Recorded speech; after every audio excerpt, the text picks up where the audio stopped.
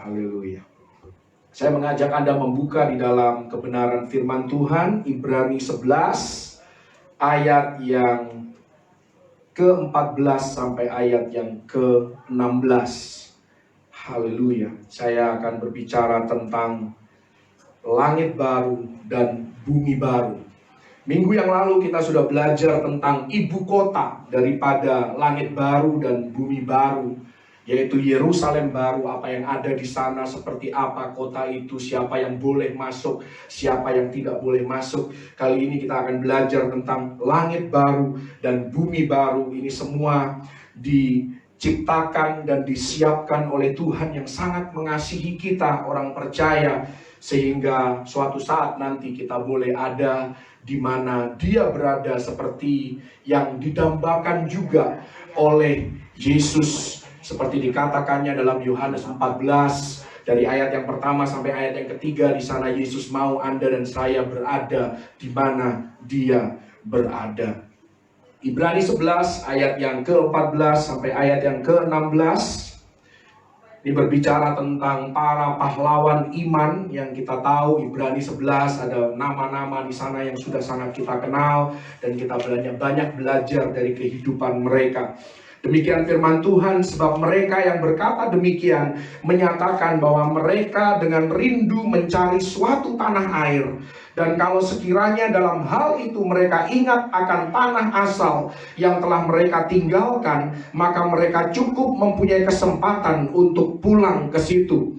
Tetapi sekarang mereka merindukan tanah air yang lebih baik, yaitu satu tanah air surgawi. Sebab itu Allah tidak malu disebut Allah mereka, karena Ia telah mempersiapkan sebuah kota bagi mereka. Saya percaya dalam keadaan apapun dalam kehidupan kita sebagai manusia, ada satu kerinduan yang mendalam untuk adanya suatu masa keemasan di bumi. Kita menyadari bahwa surga kehidupan kita telah lenyap bersama-sama dengan Taman Eden ketika manusia pertama yang diciptakan oleh Tuhan memilih untuk menyerahkan kuasa atas dunia ini kepada iblis. Dan saya tahu bahwa di setiap kerinduan orang percaya, di dalam lubuk hati kita, kita menginginkan supaya Taman Eden itu dipulihkan kembali.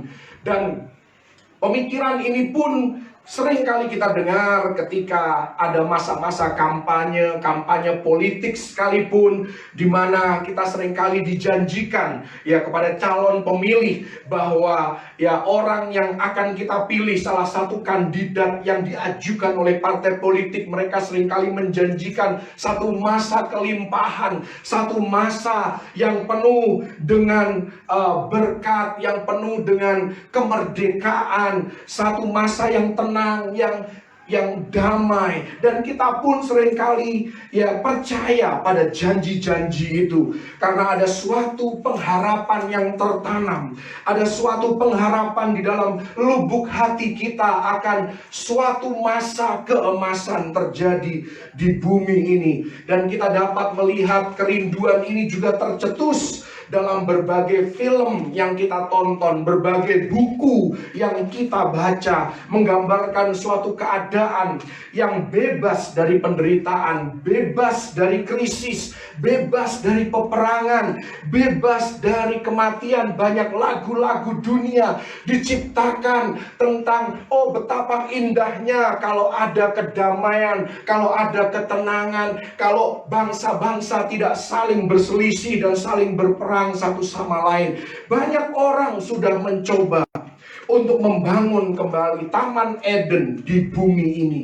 Salah satunya komunisme terbentuk dengan harapan ini. Lenin membentuk komunisme sebagai suatu surga bagi para pekerja. Tidak ada lagi pembedaan antar kelas pekerja. Para filsuf juga berusaha untuk merumuskan, memformulasikan bagaimana agar Taman Eden, kedamaian itu bisa terjadi di muka bumi. Semua manusia, bahkan semua makhluk merindukan bumi ini mengalami kedamaian dan ketenangan. Ini pun diajarkan oleh Yesus kepada Anda dan saya orang percaya melalui doa Bapa kami. Tuhan mengajarkan doa ini supaya kita berdoa, datanglah kerajaan-Mu di bumi seperti di sorga. Doa ini bukan sekedar mendatangkan kerajaan sorga di dalam hati kita, di dalam kehidupan rumah tangga kita, tetapi doa ini punya makna yang jauh lebih luas, artinya mendatangkan kerajaan sorga di muka bumi ini. Kalau kita berdoa Bapa kami, kita sedang berdoa agar kondisi sorga terjadi di bumi. Tetapi selama maut berkuasa di muka bumi, kita tahu bahwa kedamaian yang sejati tidak akan pernah mungkin terjadi. Namun sekalipun demikian, tetaplah hal itu menjadi pengharapan bagi setiap hati yang percaya kepada Tuhan. Dan inilah yang seharusnya menjadi ekspektasi kita orang percaya sebagai anak-anak Tuhan, merindukan satu masa keemasan di muka bumi ini. Tadi kita membaca di dalam Ibrani 11 ayat 14 sampai ayat yang ke-16. Ada satu masa di mana bapak-bapak rohani kita di masa lalu, mereka menghadapi tantangan, mereka menghadapi pergumulan dan permasalahan hidup yang begitu menjepit, yang memojokkan kehidupan mereka, yang menekan jiwa mereka. Dan pengharapan akan masa keemasan itulah yang memampukan mereka untuk bisa melewati masa yang sukar dan penuh dengan penderitaan. Demikian juga kenapa saya mengajak Anda belajar tentang akhir zaman, karena kita berada di masa kesusahan, masa kesesakan, masa yang semakin tidak menentu, hari-hari yang semakin sukar. Firman Tuhan katakan, karena itu pengetahuan akan akhir zaman, pengetahuan tentang apa yang Tuhan akan lakukan di hari-hari yang sedang berakhir ini akan memberikan kekuatan kepada kita, akan meneguhkan kepercayaan kita, akan membuat kita kuat di tengah penderitaan yang berat sekalipun yang harus kita jalani, yang harus kita alami. Maka akan ada pengharapan yang muncul di dalam roh kita, sehingga kita keluar lebih daripada pemenang di dalam segala hal. Oh, betapa semua kita merindukan Taman Eden itu. Kita ingin tahu apa yang dirasakan dan dinikmati oleh Adam dan Hawa waktu itu. Kita merindukan bumi yang sempurna dan indah. Kita semua mau yang hilang dipulihkan kembali. Kerinduan itu pun terungkap dalam berbagai ayat firman Tuhan, baik di perjanjian lama maupun di perjanjian baru. Ya, mari kita lihat janji akan langit baru dan bumi baru. Yesaya 66 ayat yang ke-22. Yesaya 66 ayat yang ke-22. Ini salah satu ayat yang berisi janji akan langit baru dan bumi baru. Kalau di Indonesia seringkali ya limbah yang berbahaya itu disingkat dengan limbah B3, LB3. Nah, di dalam kekristenan pun ada LB3, tapi singkatannya beda, yaitu langit baru, bumi baru. Haleluya. Jadi Tuhan selalu bisa mengubahkan yang buruk menjadi yang baik, kutuk menjadi berkat. Di sana firman Tuhan berkata, sebab sama seperti langit yang baru dan bumi yang baru yang akan kujadikan itu tinggal tetap di hadapanku. Demikianlah firman Tuhan, demikianlah keturunanmu dan namamu akan tinggal tetap. Langit baru dan bumi baru akan ada untuk selama-lamanya dan tidak akan dihancurkan oleh apapun, baik oleh air bah, oleh api, oleh bom nuklir dan seterusnya. Akan tetap ada. Yesaya 65 ayat yang ke-17, di sana dikatakan, sebab sesungguhnya Aku menciptakan langit yang baru dan bumi yang baru. Hal-hal yang dahulu tidak akan diingat lagi dan tidak akan timbul lagi dalam hati. Tuhan membuat dan mendesain langit baru dan bumi baru ini. Dan desain yang daripada Tuhan akan membuat kita lupa akan betapa indahnya bumi yang kita tinggali saat ini. 2 Petrus 3 ayat yang ke-13. Di sana pun ada janji tentang langit baru dan bumi baru. Tetapi sesuai dengan janjinya, kita menantikan langit yang baru dan bumi yang baru, di mana terdapat kebenaran. Ibrani, kita lihat Ibrani sekarang, Ibrani pasal yang pertama. Haleluya. Ibrani pasal yang pertama ayat 10 sampai ayat yang ke-12. Ini merupakan kutipan dari kitab Mazmur, berbicara tentang langit baru dan bumi baru. Dan pada mulanya ya Tuhan, Engkau telah meletakkan dasar bumi, dan langit adalah buatan tanganmu. Semuanya itu akan binasa, tetapi Engkau tetap ada, dan semuanya itu akan menjadi usang seperti pakaian, seperti jubah akan Engkau gulungkan mereka, dan seperti persalinan mereka akan diubah. Tetapi Engkau tetap sama, dan tahun-tahunmu tidak berkesudahan. Artinya bumi ini nantinya akan seperti pakaian yang baru saja kita pakai, yang sudah usang, akan digulung, kemudian dilipat dan digantikan dengan yang baru. Dan yang terakhir dalam Wahyu 21 ayat yang pertama dan ayat yang kelima, di sana janji Tuhan tentang langit baru dan bumi yang baru diberikan kepada Yohanes di Pulau Patmos. Ayat yang pertama, lalu aku melihat langit yang baru dan bumi yang baru, sebab langit yang pertama dan bumi yang pertama telah berlalu, dan laut pun tidak ada lagi. Ayat yang kelima, ia yang duduk di atas tahta itu berkata, lihatlah, aku menjadikan segala sesuatu baru, dan firman-Nya, tuliskanlah, karena segala perkataan ini adalah tepat dan benar. Itu merupakan janji-janji Tuhan akan langit baru dan bumi yang baru. Mari sekarang kita masuk lebih dalam lagi tentang langit baru dan bumi yang baru ini. Apa yang kita dapati di dalamnya, informasi tentang kapan langit baru dan bumi baru ini akan muncul. Yang pertama, langit baru dan bumi baru ini akan muncul setelah masa kesesakan besar selama 7 tahun di muka bumi. Nah, di akhir masa ini akan ada perang besar, namanya perang Armageddon. Dan disitulah disebut di dalam Wahyu 19 ayat yang ke-17, ketika Tuhan memanggil dan mengundang burung-burung di udara. Lalu aku melihat seorang malaikat berdiri di dalam matahari, dan ia berseru dengan suara nyaring kepada semua burung yang terbang di tengah langit. Katanya, marilah ke sini dan berkumpullah untuk turut dalam perjamuan Allah, perjamuan yang besar. Jadi di muka bumi ini, di akhir masa kesesakan 7 tahun, akan ada perang Armageddon yang menelan banyak korban, sehingga Tuhan harus membersihkan mayat-mayatnya dengan mengirimkan burung-burung yang ada di udara. Sedangkan Anda dan saya orang percaya yang sudah mengalami pengangkatan 7 tahun sebelumnya, kita akan ada di rumah Bapa untuk menikmati perjamuan kawin anak domba Allah, ditulis dalam Wahyu 19 ayat yang ke-6 sampai ayat yang ke-10. Kemudian kapan langit baru dan bumi baru ini akan ada? Setelah masa kesesakan besar 7 tahun dan setelah kerajaan 1000 tahun di muka bumi.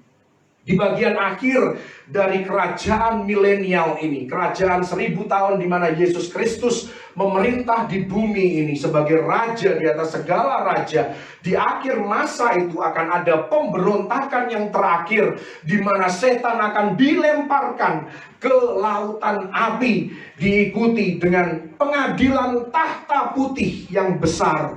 Dan di pengadilan ini, mereka yang telah menolak Kristus akan mendengar perkataan Yesus sendiri, enyahlah daripadaku, aku tidak pernah mengenal kamu. Jadi ada 2 tahta pengadilan. Tahta pengadilan bagi orang percaya adalah Bema, kemudian tahta pengadilan putih, tahta putih yang besar itu di akhir masa 1000 tahun. Di sana orang-orang yang tidak percaya kepada Yesus, mereka akan dihakimi dan semua kejahatan akan dihakimi pada saat itu. Segera sesudah itu, maka Tuhan akan memurnikan bumi untuk menjadikannya baru. Nah, apa yang dimaksud dengan langit baru dan bumi yang baru? Mari kita lihat di dalam 2 Petrus pasal yang ketiga, ayat yang ke-10 sampai ayat yang ke-13. Seperti inilah Tuhan akan memurnikan bumi. 2 Petrus 3 ayat 10 sampai 13. Tetapi hari Tuhan akan tiba seperti pencuri. Pada hari itu langit akan lenyap dengan gemuruh yang dahsyat, dan unsur-unsur dunia akan hangus dalam nyala api, dan bumi dan segala yang ada di atasnya akan hilang lenyap. Jadi jika segala sesuatu ini akan hancur secara demikian, betapa suci dan salehnya kamu harus hidup, yaitu kamu yang menantikan dan mempercepat kedatangan hari Allah. Pada hari itu langit akan binasa dalam api, dan unsur-unsur dunia akan hancur karena nyalanya. Tetapi sesuai dengan janjinya, kita menantikan langit yang baru dan bumi yang baru di mana terdapat kebenaran. Ini terjadi sekali lagi setelah masa kerajaan 1000 tahun. Apa maksudnya langit dan baru, yang baru dan bumi yang baru? Apakah maksudnya langit dan bumi akan lenyap, dihancurkan total, kemudian Tuhan akan membangun bumi dari awal kembali? Ya, kalau kita belajar dari 2 Petrus 3 tadi, bukan itu yang dimaksud. Jadi Tuhan tidak akan menghancurkan total bumi yang ada sekarang ini. Kata lenyap di sana itu berarti dimurnikan. Artinya bahwa material dasar dari struktur bumi ini tidak akan dihancurkan, melainkan struktur yang ada sekarang ini, unsur-unsur yang ada di bumi ini akan mengalami kerusakan besar. Ya, akan ada fosil, kita tahu sekarang pun ada kuburan di mana-mana. Ini merupakan dampak kerusakan bumi akibat maut yang menguasai bumi ini. Dan semua itu nantinya akan menjadi kerak dan akan lenyap. Dan semua bukti kekuasaan maut, kekuasaan iblis atas bumi ini akan sirna, akan lenyap. Dan setelah bumi ini bersih, maka Tuhan dalam kuasa penciptaannya akan menciptakan langit bumi yang baru. Jadi arti baru di sini mengandung arti kata bukan berarti belum ada sebelumnya, tetapi apa yang ada, tetapi kualitasnya mengalami upgrade, mengalami satu renovasi besar-besaran dari kerusakan masa lalu. Tuhan akan merefresh, Tuhan akan menyegarkan bumi ini kembali dan menyingkirkan segala bukti kerusakan akibat ketidaktaatan manusia, akibat sakit penyakit, akibat kuasa maut yang pernah dia menguasai bumi ini. Tuhan tidak akan menghancurkan total bumi di mana kita hidup saat ini. Nah, interpretasi ini itu harus dikonfirmasi oleh bagian Alkitab yang lain. Dan kalau kita melihat dalam 2 Petrus 3 ayat ke-5 sampai ayat yang ke-7, disitulah Tuhan menjelaskan bagaimana Tuhan pernah juga memurnikan. Tentunya tidak dengan api, tapi waktu itu Tuhan memurnikan bumi dengan air bah. Jadi Tuhan menjelaskan api dengan memberikan gambaran tentang air. Ya, mari kita lihat 2 Petrus 3 ayat yang ke-5 sampai ayat yang ke-7.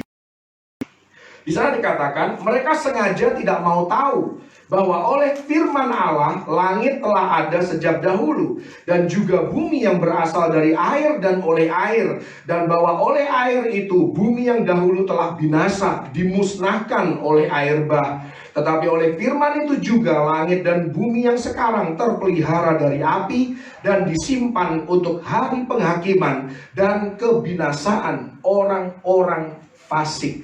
Nah, sekali lagi di sini firman Tuhan menjelaskan api, memberitahukan tentang air. Tuhan sedang memberikan gambaran kepada kita apa yang akan terjadi dengan bumi ini, dan cara Tuhan menunjukkannya adalah dengan memberitahukan apa yang sudah pernah terjadi sebelumnya. Pertanyaannya adalah, apakah air bah di zaman Nuh menghancurkan bumi? Air bah kita tahu dahsyat menimpa bumi. Ya, semua makhluk binasa kecuali Nuh dan keluarganya. Dan mereka dipersiapkan untuk menghuni bumi yang sudah dibersihkan oleh air bah. Jadi tentunya air bah memang melanda dunia ini, melanda bumi ini, tetapi tidak menghancurkan bumi ini, melainkan memurnikan bumi ini, menyegarkan kembali bumi ini dengan cara yang sama. Maka nantinya pada saat Tuhan memurnikan bumi ini, Dia tidak akan menghancurkan bumi ini dengan api, tetapi dengan api. Api digunakan untuk memurnikan, menghanguskan segala sesuatu yang tidak benar, yang tidak sesuai dengan rancangan awal daripada Tuhan yang luar biasa. Bahkan kalau dibandingkan dengan air, api punya kuasa untuk memurni lebih. Dan seperti Nuh dan keluarganya dilindungi dalam bahtera, maka kita orang percaya juga nantinya akan tinggal di Yerusalem baru selama masa pemurnian atas bumi ini. Mari kita lihat sekarang deskripsi daripada langit yang baru dan bumi yang baru. Bagaimana keadaan bumi setelah pemurnian. Yang pertama tadi kita sudah baca dalam Wahyu 21 ayat yang pertama, bahwa tidak ada lagi laut. Jadi Anda yang pecinta pantai, pecinta laut dan samudra, ya jangan bersedih karena tidak ada kesedihan di langit yang baru dan bumi yang baru. Tetapi di sana Anda tidak akan mendapati lagi laut ataupun samudra. Memang ada sungai, tetapi sungai itu bertujuan untuk hal yang lain, karena tubuh kita juga berfungsi dan beroperasi dengan cara yang berbeda. Anda harus ingat ketika kita sudah sampai di langit yang baru dan bumi yang baru, kita mengenakan tubuh kemuliaan. Cara hidup kita pun akan berbeda. Tubuh kemuliaan kita tidak akan membutuhkan air seperti tubuh kita sekarang. Bahkan 2/3 dari tubuh manusia saat ini yaitu berupa air. Kemudian darah kita pun 90% air. Jadi kita harus terus-menerus, ya, supaya tidak dehidrasi, kita harus mengkonsumsi air atau cairan masuk ke dalam tubuh kita. Tetapi nantinya, ya, tidak diperlukan lagi air sebagai sumber kehidupan, karena kita sudah mengenakan tubuh kemuliaan. Akan ada sungai yang besar mengalir di berbagai penjuru dunia dan merupakan sungai air tawar. Tidak diperlukan lagi air asin, makanya laut tidak ada lagi di sana. Kenapa? Karena di langit yang baru dan bumi yang baru tidak diperlukan pengawet. Ya, seringkali kita perlu garam untuk mengawetkan sesuatu, tapi di sana tidak perlu lagi ada pengawet. Pepohonan akan tumbuh di tepi sungai dan akan menghasilkan buah-buahan yang berbeda-beda setiap bulannya. Semua ini memastikan satu kualitas hidup yang jauh lebih baik daripada apa yang kita nikmati saat ini di bumi ini. Karena itu kalau Anda merasa kutuk apa yang dimaksud, tentunya kita tahu, Anda masih ingat Kejadian 3 ayat 17 sampai 19. Ketika Ya, di Taman Eden manusia jatuh di dalam dosa dan Tuhan memperkatakan kutuk ya atas segala yang ada di bumi. Tanah akan menghasilkan onak, duri dan lain sebagainya. Ya, kutuk inilah yang akan diputar balikkan di langit yang baru dan bumi yang baru. Jadi cara dan semangat kerja kita pun akan seperti manusia pertama, seperti Adam dan Hawa, ya, bekerja, memelihara dan mengelola Taman Eden. Tentunya kita akan punya etika kerja yang berbeda.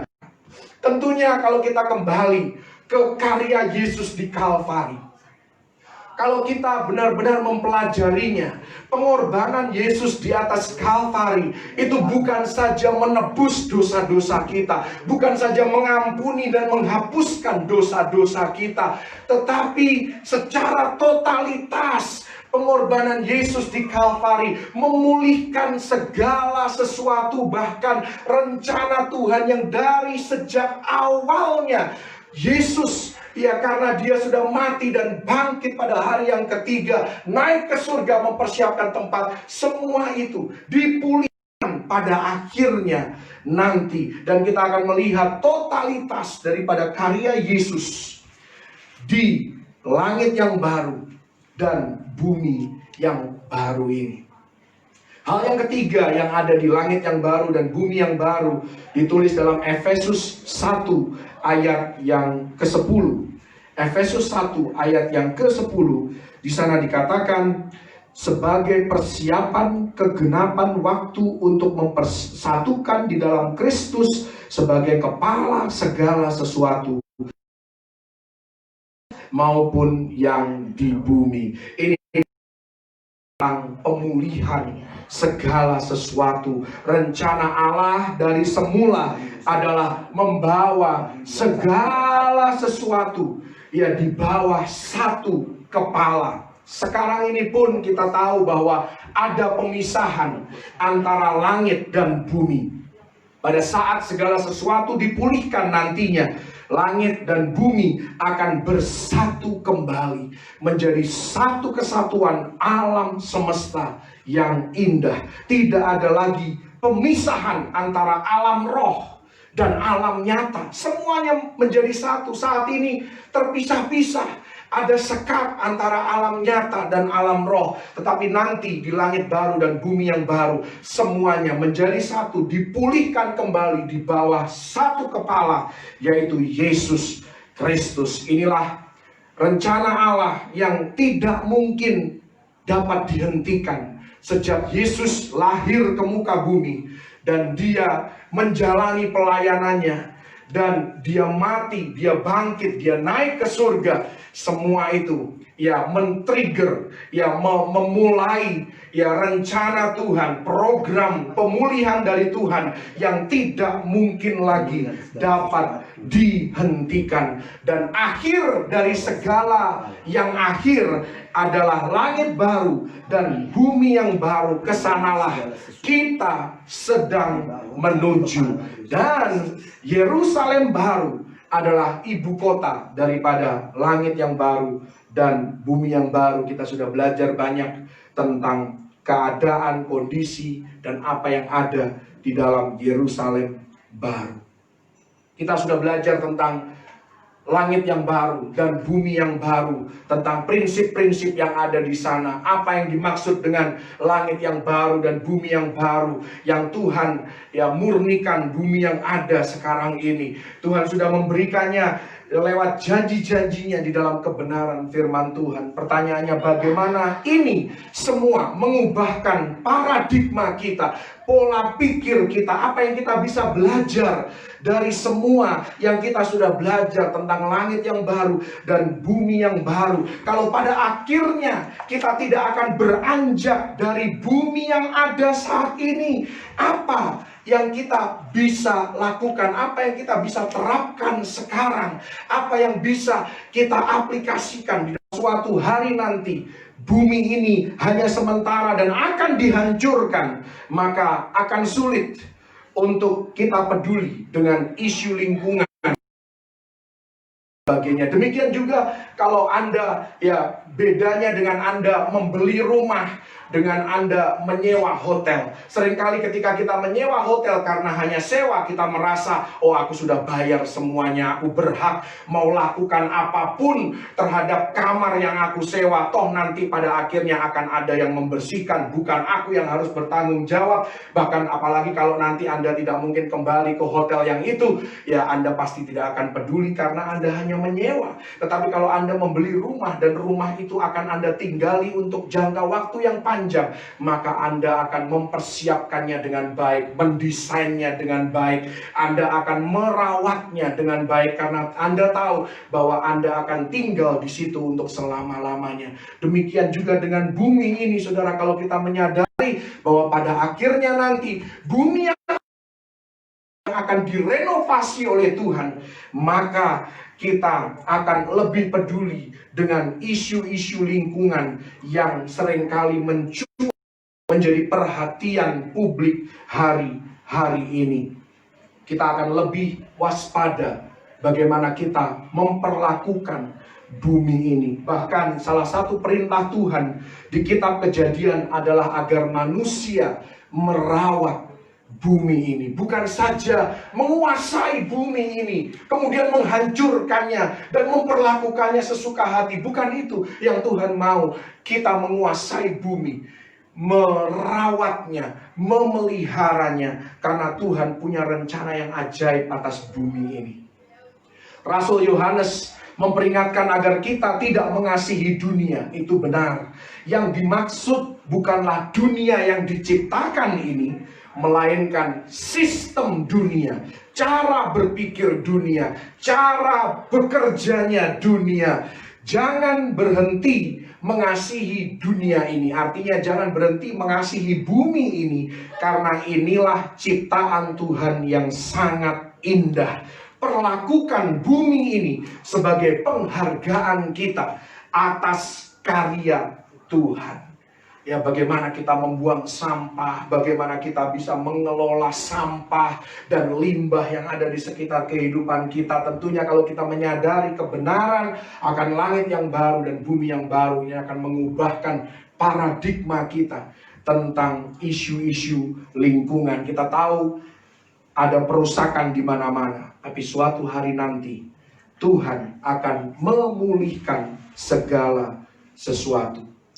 Jadi yang pertama, membuat kita menghargai bumi dan segala isu lingkungan yang ada. Yang kedua, tentunya kebenaran akan langit yang baru dan bumi yang baru akan membuat kita menghargai tempat kemana kita akan pergi, tempat kemana kita akan tinggal bersama-sama dengan Bapa di sorga. Dan kalau kita merasa bahwa bumi dalam kondisinya yang sekarang ini sudah sangat indah, bayangkan keindahannya ketika segala sesuatu sudah dipulihkan. Tentunya tiada bandingannya. Langit yang baru dan bumi yang baru akan menjadi dunia yang benar-benar baru bagi kita. Ya, kita sudah terbiasa melihat laut, apalagi di Indonesia. Laut ada di mana-mana, perairan ada di mana-mana. Tetapi di langit yang baru, bumi yang baru, tidak ada lagi laut. Tentunya itu pun sudah menjadi sesuatu yang baru bagi banyak orang Indonesia. Dunia yang tidak kita kenal, karena di sana ada tawa tanpa air mata. Di sana ada kehidupan tanpa kematian, ada nyanyian tanpa duka cita, kepuasan tanpa tangisan, kesenangan tanpa kesakitan.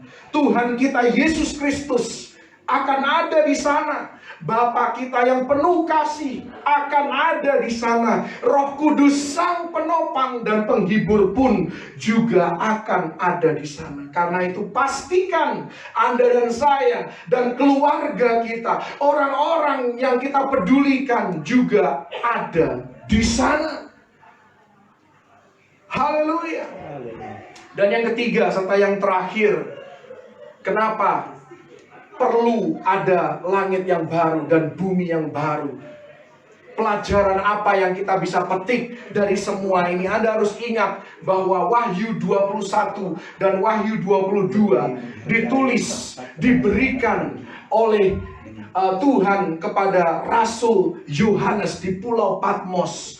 Dan kitab ini ditulis kepada jemaat, kepada orang-orang percaya yang tertekan hidupnya. Mereka mengalami penganiayaan besar. Mereka mengalami pergumulan dan penderitaan yang jauh lebih berat daripada apa yang kita hadapi hari-hari ini. Kalau Anda melihat di dalam Wahyu 2 dan Wahyu pasal yang ketiga, sangat mudah bagi kita untuk mencela jemaat di Efesus, jemaat di Smyrna, jemaat di Tiatira, jemaat di Laodikia. Seringkali kita terlalu cepat menghakimi mereka, terlalu cepat untuk menilai mereka. Oh, kenapa kayak gitu aja kok kamu gak kuat? Oh, cuman kayak gitu aja kok kamu sudah kehilangan kasih mula-mula. Seringkali kita meremehkan pergumulan dan penderitaan mereka. Saya mau katakan, kenapa mereka bisa sampai mengalami kemunduran?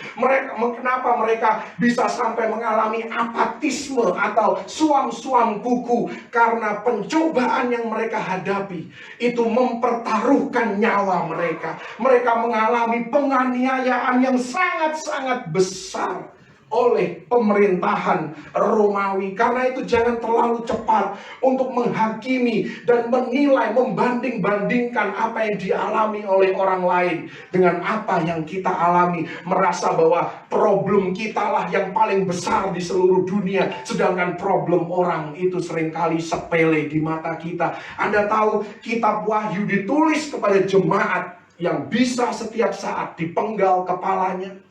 Mereka bisa disalib, mereka bisa digantung di sebuah tiang dan dibakar hidup-hidup. Dan kepada jemaat yang sedang menderita seperti inilah, kepada mereka yang sedang ada di tengah penganiayaan yang sangat besar inilah, langit baru dan bumi baru diberikan oleh Tuhan melalui Yohanes. Dan kepercayaan mereka, pengharapan mereka akan bumi yang baru dan langit yang baru, ini benar-benar membuat mereka kuat.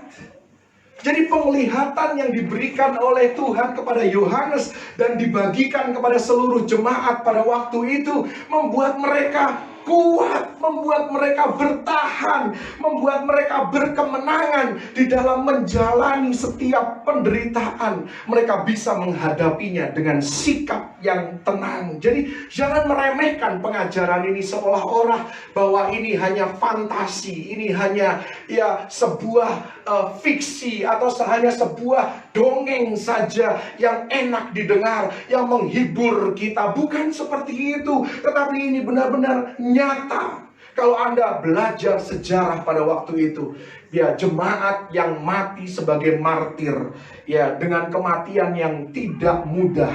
Mereka mati sambil menyanyikan himne. Bayangkan ketika tubuh mereka, badan mereka dibawa ke tengah arena untuk diterkam oleh binatang buas. Sebelum mereka mati, badannya dikoyak oleh binatang buas. Mereka menyanyikan pujian bagi Tuhan Yesus. Bayangkan saudara, bahkan mereka sanggup melepaskan pengaruh orang-orang yang menganiaya mereka. Bukankah ini sesuatu yang nyata? Semakin banyak yang dianiaya, semakin gereja bertumbuh. Karena semua orang yang menyaksikan kematian mereka sebagai martir, mereka tersentuh, mereka berkata kepada dirinya sendiri, kalau mereka bisa menghadapi kematian yang sadis seperti itu dengan sikap yang begitu tenang dan penuh dengan kedamaian, maka mereka pasti punya sesuatu yang berbeda. Dan akhirnya semakin gereja dianiaya, semakin banyak orang ingin mengikut Yesus dan tertarik untuk menyembah Dia sebagai satu-satunya Tuhan yang benar. Darah para martir itu benar-benar menjadi benih. Demikianlah Tuhan Dalam kehidupan kita, betapa luar biasanya, begitu baiknya Tuhan yang kita sembah dan yang kita layani. Setiap kali ada anaknya yang sedang menderita, Tuhan selalu memberikan penghiburan, Tuhan selalu memberikan pengharapan, ya, supaya kita semua bangkit kembali, tidak menjadi cemas, tidak menjadi gelisah, bahkan tidak mundur di dalam iman percaya kita, tetapi kembali berdiri dan kembali bersemangat. Itulah yang Tuhan lakukan dalam kehidupan setiap kita. Ya, manusia adalah makhluk yang terbentuk oleh pengharapan. Cara hidup kita hari ini tergantung pada pengharapan kita di masa depan. Saya akan tutup dengan satu ilustrasi betapa pentingnya pengharapan bagi manusia. Ada dua orang dibuang ke penjara bawah tanah karena mereka harus menjalani hukuman selama 10 tahun ke depan. Yang satu mendapat berita bahwa istri dan anaknya telah mati, sedangkan yang lain mengetahui bahwa keluarganya masih hidup.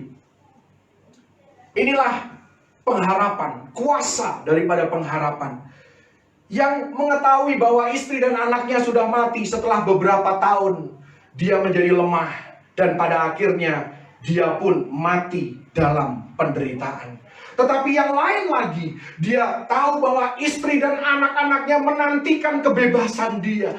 Dia masih punya keluarga, masih ada pengharapan di masa depannya. Maka dia bertahan, dia berusaha sekuat tenaga untuk tetap hidup. Dan akhirnya 10 tahun kemudian dia bebas dari tahanan itu dan bertemu kembali dengan istri dan anak-anaknya. Itulah perbedaan antara orang yang punya pengharapan dan orang yang tidak berpengharapan. Sikon dan pengalaman yang sama, tapi mereka menghadapinya dengan cara yang berbeda, tergantung pada kepercayaan mereka tentang masa depan. Karena itu adalah baik ketika kita melihat ada saudara kita yang sedang bergumul, berikan pengharapan. Jangan seperti sahabat Ayub, yang ketika Ayub sedang terpuruk dalam hidupnya, justru menyalahkan Ayub, justru mencari-cari kesalahan Ayub, justru menekankan bahwa itu adalah murkanya Tuhan, bahwa itu adalah penghakiman dari Tuhan, bahwa engkau layak untuk mengalami semua kesusahan yang kau alami. Jadilah orang yang suka dan senang memberikan pengharapan, khususnya bagi mereka yang sedang mengalami kesusahan dan kesesakan. Ini bukan waktunya kita berbicara tentang penghakiman Tuhan, murka Tuhan, karena kita sedang hidup di zaman kasih karunia, di zaman gereja yang akan diakhiri dengan pengangkatan nantinya. Masa sekarang kita dikendalikan oleh masa depan kita.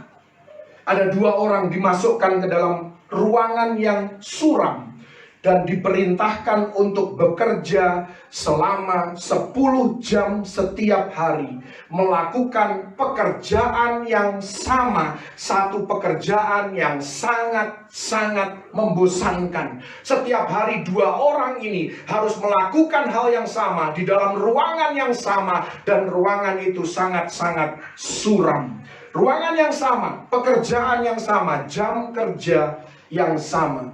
Tapi yang satu diberitahu bahwa setelah 1 tahun nanti kamu akan dibayar gaji 300 juta. Sedangkan yang lain dikasih tahu bahwa setelah 1 tahun engkau akan digaji 300 miliar. Kira-kira mana yang lebih bertahan? Mana yang akan lebih tekun? Ya, kalau cuma 300 juta ya dibandingkan 300 miliar. Yang 300 juta mungkin dia berpikir setelah beberapa bulan, aku sudah muak dengan semua pekerjaan yang membosankan ini, aku bisa mendapatkan pekerjaan lain dengan gaji yang lebih besar. Tetapi yang 300 miliar, bayangkan, ya dia akan menekuni pekerjaan itu sekalipun sangat membosankan. Tapi 1 tahun, cuma 1 tahun saja, dia mendapatkan 300 miliar. Tentunya pengharapan membuat perbedaan di dalam kehidupan kita. Sekali lagi mari kita menjadi orang yang suka memberikan harapan kepada orang lain, yang suka menyemangati orang lain. Ayo bangkit kembali, ayo coba lagi, ayo jangan engkau terbelenggu dengan masa lalumu, jangan engkau terbelenggu dengan kegagalanmu di hari yang sudah engkau lewati. Mari bangkit lagi, coba lagi, dan kali ini engkau pasti akan berhasil. Kali ini engkau akan kuat. Kali ini engkau akan bisa mengalami terobosan. Jadilah pribadi seperti Yesus yang suka memberi pengharapan. Haleluya. Tuhan Yesus memberkati.